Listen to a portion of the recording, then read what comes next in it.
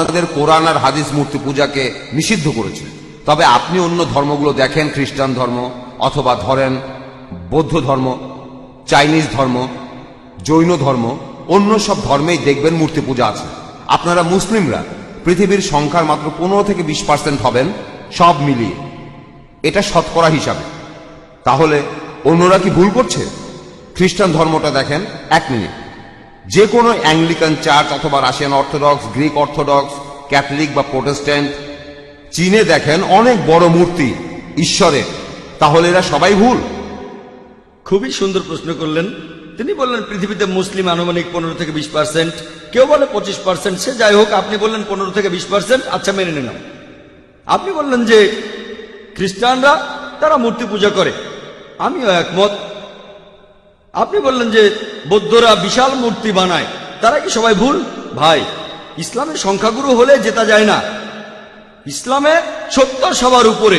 বেশিরভাগ মানুষ এই কয়েকশো বছর আগেও মনে করত পৃথিবীর সমতল। বেশিরভাগ, এটা কি জানেন? কয়েকশো বছর আগেও বেশিরভাগ মানুষ মনে করত পৃথিবীর সমতল। পৃথিবী কি সমতল ভাই মহেশ? না না। তাহলে বেশিরভাগ মানুষেরও ভুল হতে পারে। ইসলাম ধর্মে আল্লাহ পবিত্র কোরআনে বলেছেন, সূরা ইসরার 81 নম্বর আয়াতে উল্লেখ করা হয়েছে, ওয়াকুল জাল হক ওয়া জাকাল বাতিল ইন্নাল বাতিলা কানা জাউকা। বলো, সত্য উপস্থিত হয়েছে, মিথ্যা বিলুপ্ত হয়েছে, কারণ মিথ্যা প্রকৃতিগত কারণে বিলুপ্ত হবে। সেজন্য ইসলাম ধর্মের সংখ্যাগুরু হলে জেতা যায় না। যদি আমেরিকা যান, সেখানে দেখবেন পর্নোগ্রাফি, এটা নিষিদ্ধ না। আপনি এটা বিশ্বাস করেন? না, অনেক ইউরোপিয়ান দেশে এটা দেখা যায়। পর্নোগ্রাফিতে বিশ্বাস করেন? না, আমি বিশ্বাস করি। খুব ভালো, আপনি তো ভালো মানুষ, আপনাকে অভিনন্দন জানাই। কিন্তু পশ্চিমা বিশ্বের বেশিরভাগ মানুষই পর্নোগ্রাফিতে বিশ্বাস করে। আপনি কি এটা বিশ্বাস করেন? আপনি কি পর্নোগ্রাফি দেখবেন? খুব ভালো, ভালো ছেলে। দেখেন, আপনি সত্যের কাছাকাছি আছেন। সংখ্যাগুরু হলে জেতা যায় না। আপনি তখন বললেন যে খ্রিস্টান ধর্মে সবাই মূর্তি পূজা করে। খ্রিস্টান ধর্মে আসলে মূর্তি পূজা নেই, কিছু খ্রিস্টান মূর্তি পূজা করে, যেমন কিছু মুসলিম ভুল কাজ করে। যদি খ্রিস্টানদের বাইবেল পড়েন, আর আমিও নিশ্চিত যে আপনি বাইবেল পড়েছেন, বাইবেলে উল্লেখ করা আছে, বুক অব ডিউটেরোনমি 5 নম্বর অধ্যায়ের 7 থেকে 9 নম্বর অনুচ্ছেদে বলা হয়েছে, তোমরা আমার কোনো প্রতিমূর্তি তৈরি করবে না।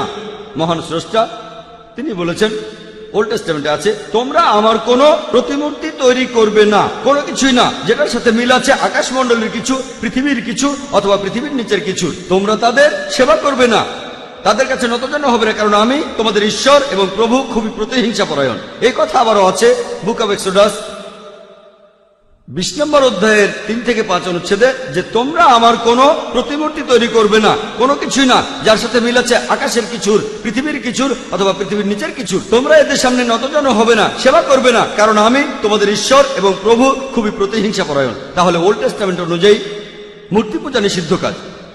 আর যীশু খ্রিস্ট নিজেই বলেছেন, এটা আছে গসপেল অফ ম্যাথিউ 5 নম্বর অধ্যায়ের 17 থেকে 20 অনুচ্ছেদে, মনে করো না আমি নবীদের আইন বাতিল করতে এসেছি, এগুলোকে বাতিল করতে আসিনি, পূরণ করতে এসেছি।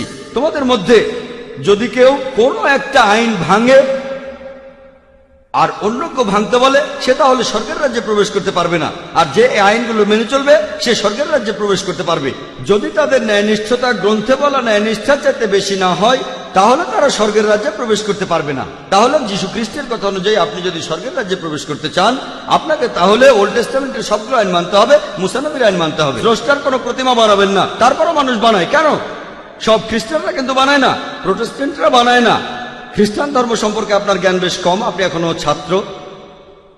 ক্যাথলিকরা এটা করে, তারা মূর্তি বানায়। এজন্যই প্রোটেস্ট্যান্টরা প্রোটেস্ট করেছিল যে আপনাদের কাজটা ভুল। তাহলে বাইবেলের কথা অনুযায়ী সৃষ্টিকর্তার কোনো প্রতিমা বানাতে পারবেন না। আপনার কথা মানি? বেশিরভাগ হিন্দুই মূর্তি পূজা করে। আমি আগে বলেছিলাম, নাতাস্তি প্রতিমা আস্তি, মহান সৃষ্টিকর্তার কোনো প্রতিমা নেই, কোনো ছবি নেই, কোনো ভাস্কর্য নেই, তার কোনো মূর্তি নেই। আপনি কি মূর্তি পূজা করেন? হ্যাঁ, আমি করি। আচ্ছা, তাহলে তো বেদ মানছেন না। আমি আসলে সবগুলো ধর্মই মানি, সব ধর্মই এক, কারণ মহান ঈশ্বর সবগুলো ধর্ম সম্পর্কেই জানেন। ভাই, আপনি যদি সবগুলো ধর্মই বিশ্বাস করেন, তার মানে আপনি অন্য ধর্ম পালন করছেন কিনা জানি না, তবে হিন্দু ধর্ম পালন করছেন না। আপনি হিন্দু ধর্ম পালন করছেন না। আমি আপনাকে বলি, ঈশ্বর তো ঘুমাচ্ছেন না, তিনি সবই জানেন। তিনি তো সবকিছু সৃষ্টি করেছেন, সবকিছু। তাই তিনি সবগুলো ধর্ম সম্পর্কেই জানেন, যেমন ইসলাম। ভাই, আপনি একবারে একটা প্রশ্ন করেন, লম্বা লাইন দেখা যাচ্ছে। এই প্রশ্নটার উত্তর দিচ্ছি। এরপরে লাইনের পেছনে গিয়ে দাঁড়াবেন, তারপর সময় আসলে প্রশ্ন করবেন। ঠিক আছে? প্রশ্ন করেছেন যে ঈশ্বর কি ঘুমাচ্ছেন? আল্লাহ এই কথার উত্তর দিয়েছেন পবিত্র কোরআনে সূরা বাকারার 255 নম্বর আয়াতে উল্লেখ করা হয়েছে। আল্লাহ বলেছেন, আল্লাহু লা ইলাহা ইল্লা হুয়াল হাইয়ুল কাইয়ুম লা তাখুযুহু সিনাতুন ওয়ালা নাওম, যে আল্লাহ অবিনশ্বর, চিরস্থায়ী, তিনি কারো মুখাপেক্ষী নন, তার নিদ্রার প্রয়োজন হয় না, তন্দ্রা তাকে স্পর্শ করে না, বিশ্রামের প্রয়োজন হয় না। আমাদের ঘুমানোর প্রয়োজন হয়, আমাদের বিশ্রাম নেওয়ার প্রয়োজন হয়, আল্লাহ তাআলার ঘুমানোর প্রয়োজন হয় না। আল্লাহ তাআলা পবিত্র কোরআনে বলেছেন, তিনি যদি চাইতেন তাহলে পৃথিবীর প্রত্যেকটা মানুষকে বানাতে পারতেন মুসলিম হিসেবে, মুসলিম বানাতে পারতেন। আল্লাহর পক্ষে খুবই সোজা, শুধু কুন ফায়াকুন। তবে এই জীবনটা পরকালের জন্য পরীক্ষা। আল্লাহ আপনাকে পরীক্ষা করছেন, আমাকেও পরীক্ষা করছেন। আল্লাহ যদি চান আপনি আর কখনো মূর্তি পূজা করবেন না, তাহলে তো পরীক্ষাটা থাকলো না। পরীক্ষাটা হচ্ছে আল্লাহ আপনাকে কিছু আইন দিয়েছেন, এখন আপনি সেগুলো মানবেন কি মানবেন না। আপনি নাকি সবগুলো ধর্মই মানেন, কিন্তু আপনি তো হিন্দু ধর্ম মানছেন না, আপনি তো ইসলাম মানছেন না, আপনি তো খ্রিস্টান ধর্ম মানছেন না, শিখ ধর্ম মানছেন না, বৌদ্ধ ধর্ম মানছেন না। আমাকে এমন কোন কথা দেখান যেখানে ধর্মপট বলছে, বৌদ্ধ যে কোনো গ্রন্থ বলছে যে বুদ্ধ তার মূর্তি বানাতে বলেছেন। তিনি কখনোই বলেননি। বুদ্ধ কোথায় বলেছেন?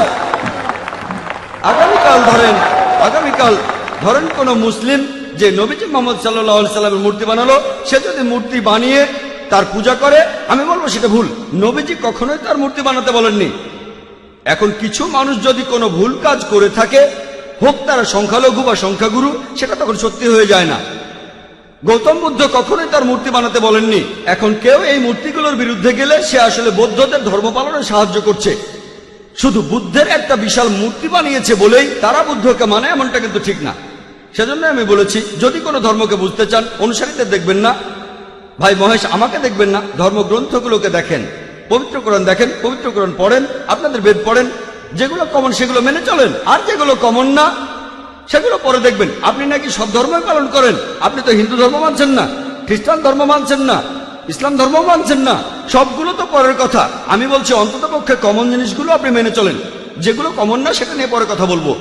আপনি তো কমন জিনিসগুলো মেনে চলছেন না, সবগুলো মানা তো পরের কথা। যেদিন আপনি মূর্তি পূজা বন্ধ করবেন, সেদিন আমি কথা বলতে পারবো যে আপনি সবগুলো ধর্মের সবচেয়ে প্রধান কথাটা মানছেন। যেদিন আপনি মুহাম্মদ সাল্লাল্লাহু আলাইহি সাল্লামকে সর্বশেষ ও চূড়ান্ত নবী হিসেবে মানবেন, সেদিন বলতে পারবো আপনি বেশিরভাগ প্রধান ধর্মের সবচেয়ে প্রধান দুটো কথা মানছেন। আশা করি উত্তরটা পেয়েছেন।